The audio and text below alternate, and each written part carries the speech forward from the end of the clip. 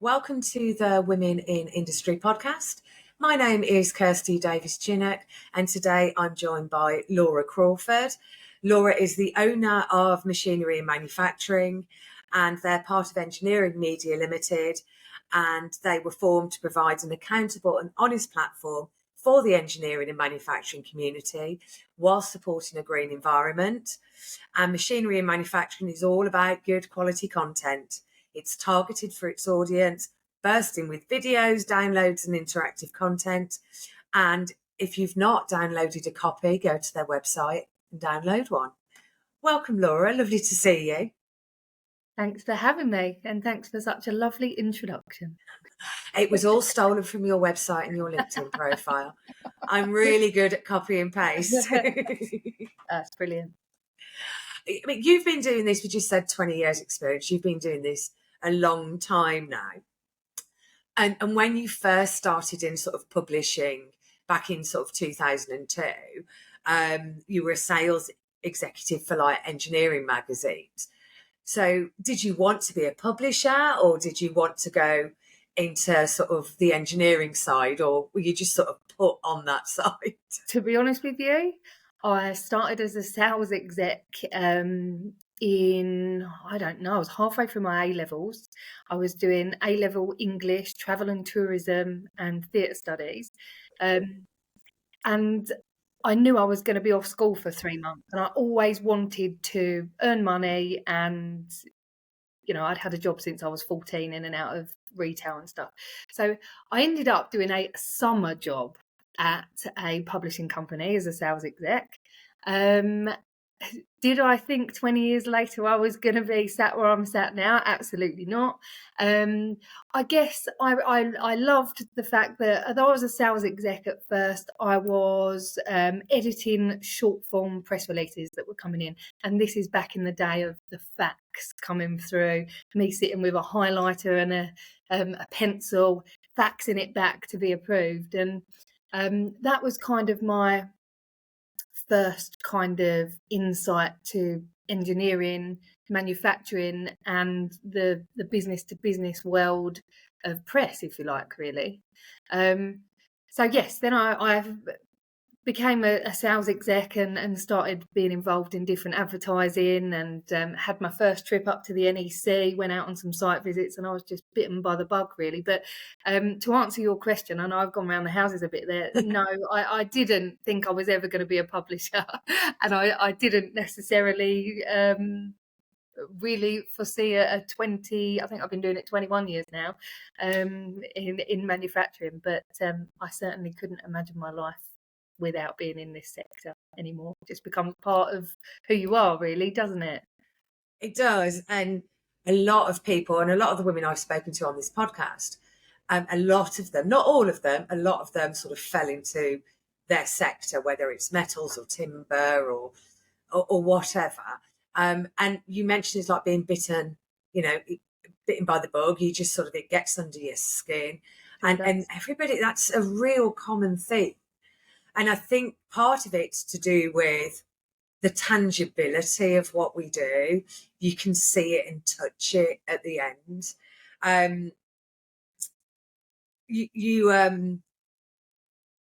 You mentioned site visits and, going your first trip to the NEC. You do an awful lot of exhibiting yourself now. And I know you're at the Southern Manufacturing Show next week. I am. We're not actually exhibiting, we're visiting this time, but we're media partners. So we have an arrangement where we hand out copies of the mag at the entrances and things. It looks like a great show this year, actually. It's grown tremendously. It has grown tremendously. I've not been to it, for probably about 8 or 9 years. I mean, 3 of the years don't count because it was COVID, but... And I was hoping to go this year, but I didn't blank out my diary for the days it was on. And people put things in it. Right. and as much as it'd be great to go down, the customers that are already talking to me over those days, I don't want to bump them. That'd just be rude. You need to get along next year for sure. Yeah, hopefully, definitely. I think I might block it out now, actually. So you're obviously passionate about manufacturing and engineering sectors. Um, what, apart from the tangibility, has grown on you over the years? What are you particularly passionate about? Oh, goodness. I think I love the people. I feel that in this sector, it's very, I don't know if it's down to the tangibility and that crosses over to people as such, but I feel it's very real. People tend to speak their mind, and for that reason, you always know where you stand, I guess, really. And even going back 20 years ago, I sat in meeting after meeting and listened to managing directors, owners of, I don't know, small, medium-sized manufacturing companies, and they were explaining that there was a problem with the skills gap.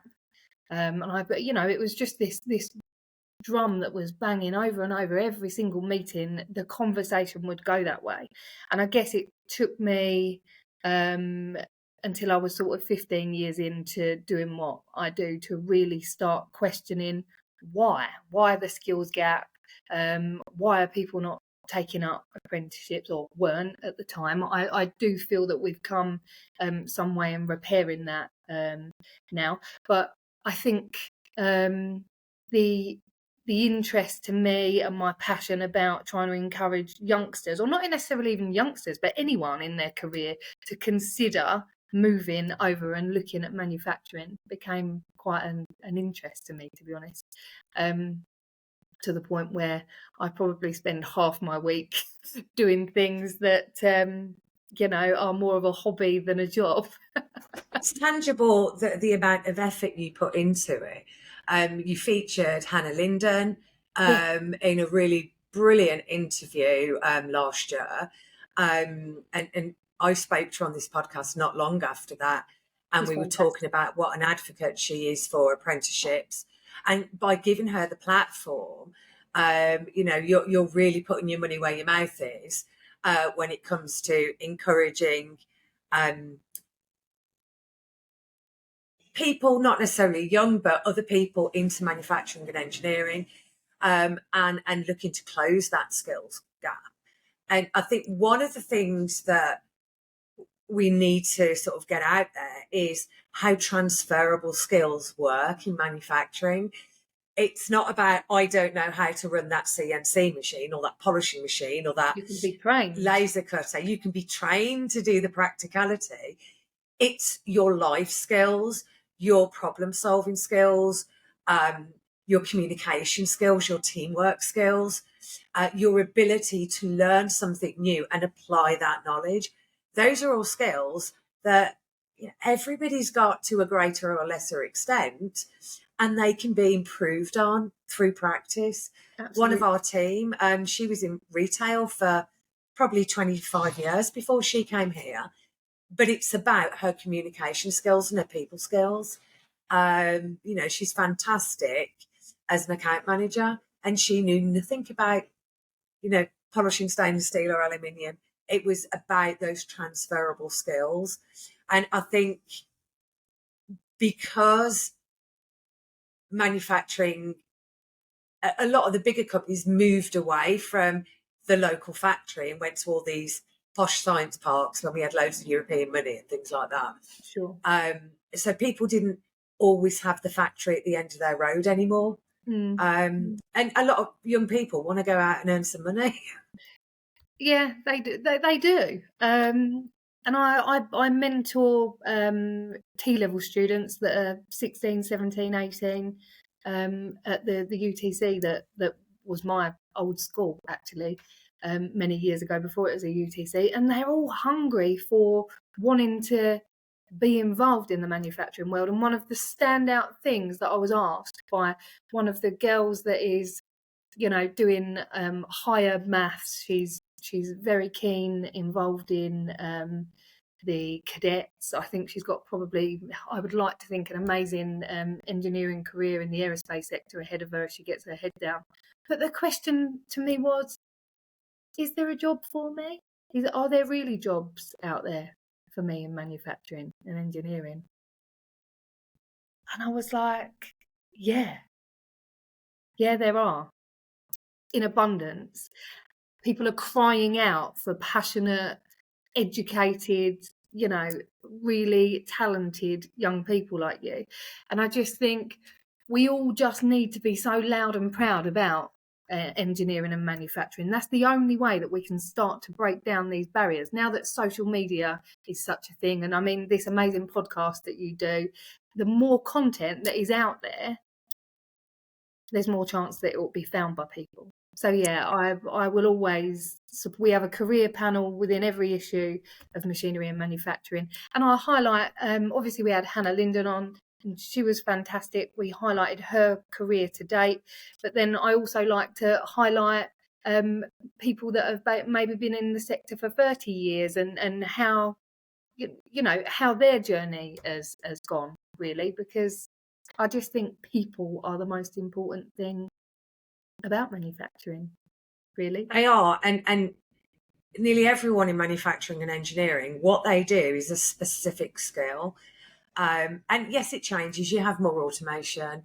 There's more robotics becoming involved, but that people touch, that inherent skill, the years of experience, or the experience that they are gaining working with someone who's been doing it a while. It's all about that individual looking at a variety of things. And it might be in a lab, it might be on the shop floor, it could be anywhere, but it's making sure it's right, it's fit for purpose.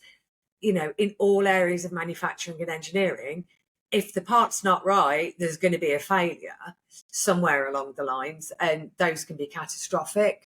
Yeah. So whilst lab testing, measuring and all of that is essential, having the person with their cognitive skills working alongside maybe AI data reconstruction or programming that, it's a good, fascinating meld.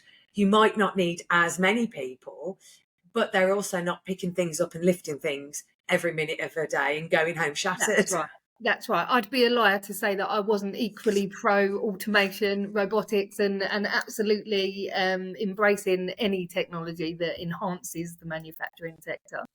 But people will always still be the most important thing. Especially when it comes to design, and as you've touched upon, just that human element and the actual cognitive skills for someone to go, whoa, hang on, that's not going to work out right. We need to stop that, change this, or improve upon something, And that's it. And a lot of good ideas come from members of the team, with their experience combined with the practicalities of the job that they do day in, day out.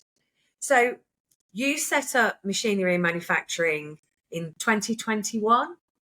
I did. I incorporated the company. Engineering Media was incorporated in 2021, and Machinery and Manufacturing was first published in February 2022. That's it. There you go. You're testing me now. I don't really know where the last 2 years have gone. So you did this. It was sort of, 2021 was sort of still we were coming out of COVID, but still in it and going back. And nobody, I think most people in the manufacturing sector were back at site on work. We'd had 12 months previously that March, April, furlough everybody. Oh my God, we still need to get stuff out the door, or come back, please. Yes. Period of time. But there was still a lot of things that it was difficult to do. And it's a big gamble at the best of times, setting up on your own. So why did you? Well, I guess obviously the pandemic was difficult for everyone. I was locked down with 2 children that I was homeschooling, and I did work for a different magazine through that time. But I think the thing that COVID kind of highlighted to me from a career perspective, when people, you hit the nail on the head, 2021, people started to return back to normality. And I realised that publishing and the digital world had changed forever. I just had this desire to do something about it. And I can't really answer the question as to exactly why I chose my time in that way and how it kind of went. But I just sat with some ideas, and I thought, magazines, of course, they will still exist. Engineering is still very much, as you touched on, a tangible marketplace. Production engineers do like to have a flick through a magazine. I know that because half the registrations I get people are still ticking, I want a printed copy. Fine.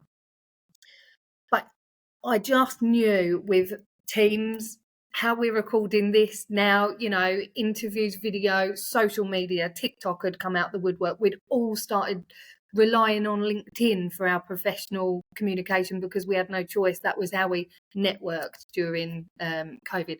Things had just changed so much that I believed that I could produce a product that would be published digitally first and then printed afterwards. So I went on a journey, as you can imagine, sat my husband down and asked him if we could remortgage the house for quite a large sum of money, which he laughed at first. No, love, get yourself back to work. What are you talking about? And I was like, well, I'm serious. Then he found me on Virgin Business Loans one night over my shoulder, and he said, don't do that. Are you really serious? And I said, yeah, I've done my business plan. He said, send it to me. So off he goes to London the next day. And I think within half hour, he'd read it on the train. And his message to me was, you cannot not do this. Of course you can have the money, you silly mare. I love it, you silly mare. It's but and part of it is, if you're going to put yourself out there and you believe in something that passionately, you've got to put your money where your mouth is. It's not pre-2008 anymore. No. Where you could just ring up the bank, and I'd just ring them up and go, can I have £250,000 from your machine, please? And they go, yeah, no problem.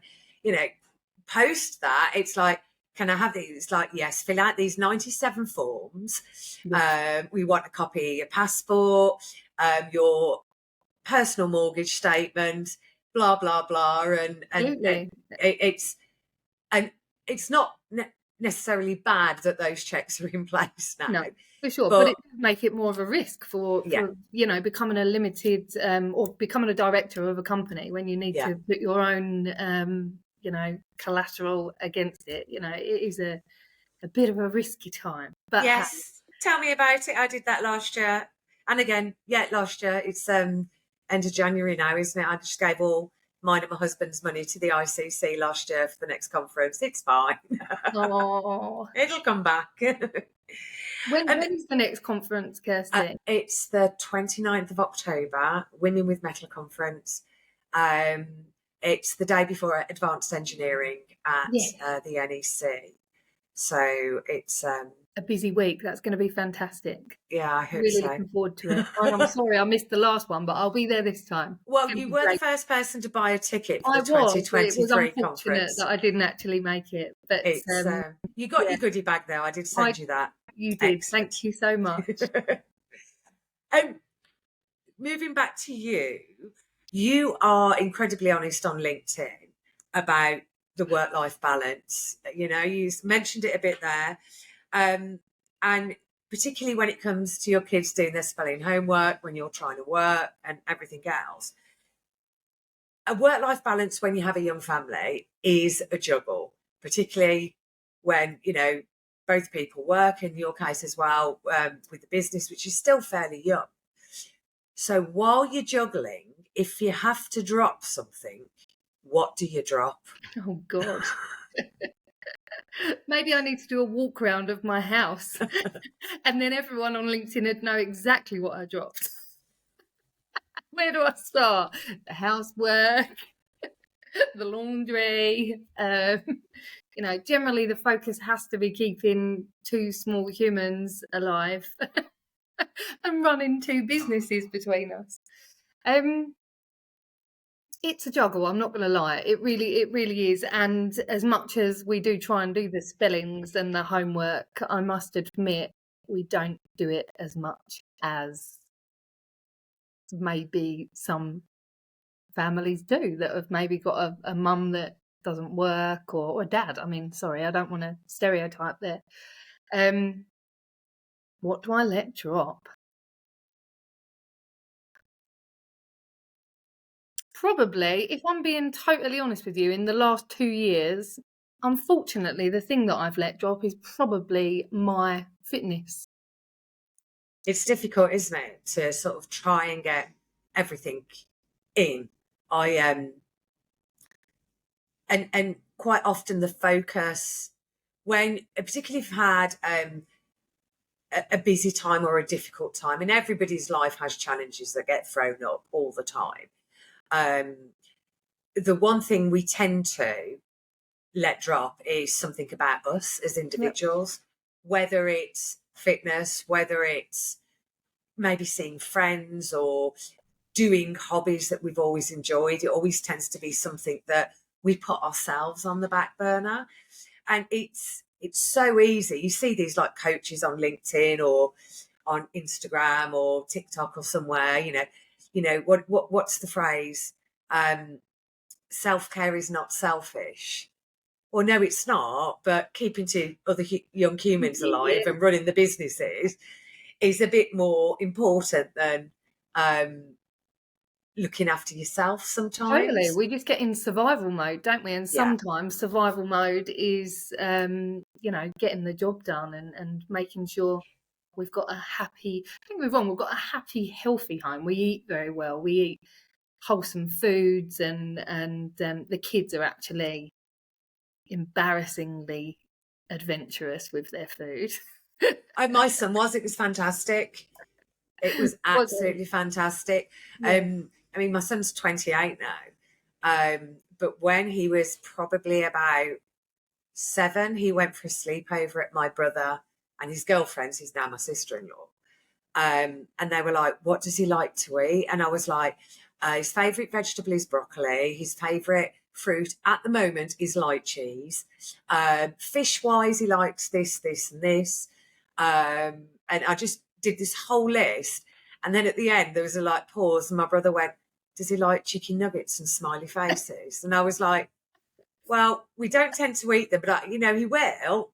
I said, but I really hope you haven't bought them, especially for him. I'm really sorry about that. And he went, oh, no, that's what we have for dinner. And I was like, oh, okay. Okay. It would kill me for putting that on this. Oh, bless. Great when they're that adventurous with food. It is. It's really fantastic. try and when we were in America last year, the exchange rate, it was just so expensive that lobster wasn't a question for me, let alone them. And I'm reading Rory's nuggets, pizza, mac and cheese, and he's looking at me as if to say, really? We're in a restaurant. What are you doing to me? Why have I got to eat this stuff? But hey, sorry, I digress. It is. It's great when they're adventurous like that. They try some brilliant things. One of my son's favourite meals when he was little at a restaurant we used to go to a lot at that time was shark kedgeree. Was it amazing? Yeah, that's very cool, isn't it? Is he still a foodie now, though, May? Yeah, definitely. It really is. There we go. Fingers crossed. Which is great fun for me. Yeah, it's great fun. We just get to go to all sorts of interesting restaurants. That's cool. So, talking about interesting, you in your bio on LinkedIn call yourself a CNC machine tool geek. So, what is it about CNC that you geek out about? Oh, I love it. It's almost like therapy to me when I see things being machined. When the tools are cutting things like butter, it just sends me into I don't know, I feel so relaxed around a lathe or a 5-axis machine. I know that sounds crazy, and I've never actually even attempted to push the button and run one, which I think I actually do need to change at some point in the near future. I need to get involved. I need a day on the shop floor with someone. My dad was a welder. My granddad was a maintenance engineer in a boiler room for GlaxoSmithKline, or when it was Burroughs and Wellcome years ago. So I've always been surrounded by engineering and giving him a cuddle, the smell of a workshop. And I think when I first started going out on site, the smell of the coolant and lubricant, or just the smell of it, just kind of, don't know. They say that smell is a powerful thing, don't It they? is. It evokes memories. Yeah, totally. But when you're in the environment all day, you just don't smell it anymore. It's a No, you friend of probably mine. don't. Yeah, friends of mine. A professional polisher we sponsor. She's one of the world's strongest women, and she came round to pick me up and put me on her shoulder for some campaign we were doing, Brilliant. which was absolutely terrifying because she's 6'2" or 6'1". Are you 6'1", Smacks? Can't remember. And I don't like heights, and I hadn't thought about it until I'm balanced on her shoulder, 6 foot up in the air. And she brought her daughter with her, who's about 5, and she just went, "It smells funny in the factory," and I'm like, "Does it?" Yeah. Never noticed. Funny, isn't it? Oh, I Haven't love it. noticed that. I just feel at home as soon as I smell that, slippery underfoot. It's well, hopefully not slippery underfoot, Well, because hopefully that's not too health and slippery underfoot. safety. Health and Sorry. safety. Yeah, I have not been visiting anywhere slippery underfoot. Sorry, Mr. Health and Excellent. Safety Man. Excellent. We have to talk about MAC 2024 that's coming up. Yes. How are you getting involved in that? I'm always heavily involved in MAC, and I'm really excited about it this year. We've got a nice size stand as well this time, so we'll be exhibiting, and I'll be up at the NEC for the whole week, well, from the Sunday to the following Saturday, no doubt. We're official media partners to the MTA, so we've been producing the MAC preview issue that just went to press yesterday. We produce a show issue that's handed out front of house at the NEC, and actually we've got some really cool scannable QR codes on floor tiles around the hall to encourage people to take it away digitally and interact with it digitally. So that's cool. I love a QR code. Well, again, the COVID situation, the change of printed media, QR codes have just been completely sort of forced back into our day-to-day lives, haven't they? And they're fantastic. But it's so weird because it was like, I don't know, 20 years ago or something, and you didn't use your camera, you had to download on your phone a QR code, like QR code app reader. Yeah. That's it, yeah. And I remember, it was probably 15 years ago, but I remember we did an exhibition and I put QR codes up on the stand and nobody scanned them. No one knew what they were, and I was so excited. But now they're back, as you say, sort of forced into our everyday life. They're so useful. Totally. Just to give you that downloadable content, that savable content. Yes, quite. In your case, for the copy of your magazine, that people can have a hard copy as they enter MAC 2024 at the NEC, or take it away digitally. I don't know which I'll do, because I'm coming to visit that, whether I'll QR code it or have a real one. Treat yourself to both, Kirsty. I think I might have to. Although with machinery and manufacturing, every page tends to have a QR code. For that reason, people can read the article and scan the QR code to actually enjoy the video that goes with the article. So, and that's what makes your sort of printed copy invaluable. I mean, I know on the digital there'll be links you can click, but on printed ones, that was what was missing, wasn't it? You could have all that interactive content on digital copies where you just press play on the video, but when you got the sort of paper version, it was like, well, how, it'd say, type this website address into watch the video. No one's going to do that. No, that's right. So, now we've blurred the lines between traditional and digital, if you like, really. It's, it's very cool. Oh, I look forward to seeing you there. I will come by your stand. Please do come and visit us, yes. I keep doing this. We're gone over time again. Oh, I don't know. Sorry. Last question, Laura, which is one I ask all my guests. What's the best advice you've ever received? Goodness.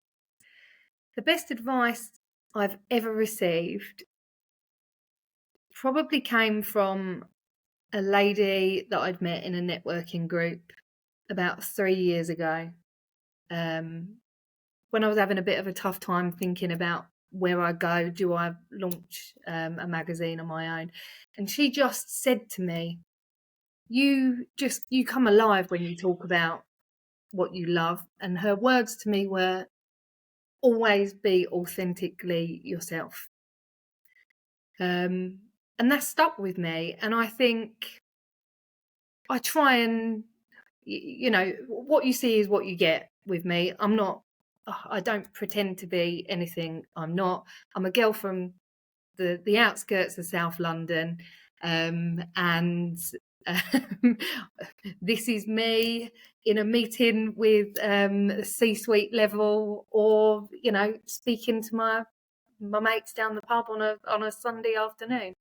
I think authenticity is key and probably the most important thing.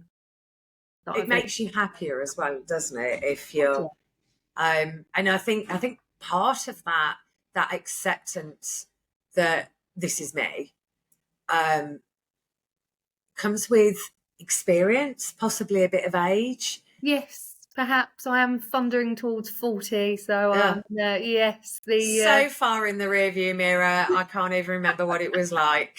Definitely feels like a bit of a coming of age, though. Like this is me, this is who I am, and let's go.